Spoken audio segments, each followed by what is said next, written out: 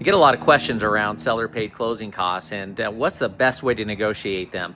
Well, if you're a buyer, I think it's always important to note and look at any negotiation through the eyes of the person you're negotiating with. Well, if I'm a seller, I'm concerned about what's the maximum amount of money I can walk away with from the sale of my home. And understanding that, I think, can give context, because in my opinion, the buyer always pays the closing costs. It's just a question of what's the better structure for the buyer. So as an example, let's say that you were buying a house from me, and I'm the seller, for $100,000. And let's say that you have $3,000 that you can put down. So 3%, that's all the money you've got. Well, you can meet the 3% down payment requirement for a conventional loan, but you've also got closing costs. Closing costs are also about 3% of your purchase price. That's another $3,000. Now you need $6,000. If you only have $3,000, the solution that you often see is you come to me as a seller and say, Brett, I'll buy your house if you'll pay $3,000 in closing costs.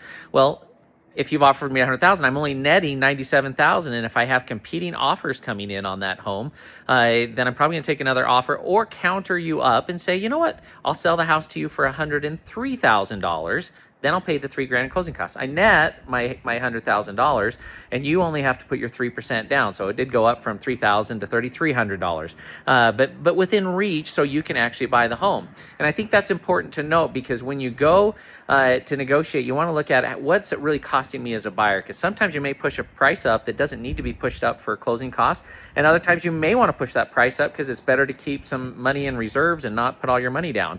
Another factor I often see is when you're looking at new construction homes, a lot of builder incentives have large amounts of money they're paying, really trying to quote unquote buy your interest rate down. Well, you're paying for that.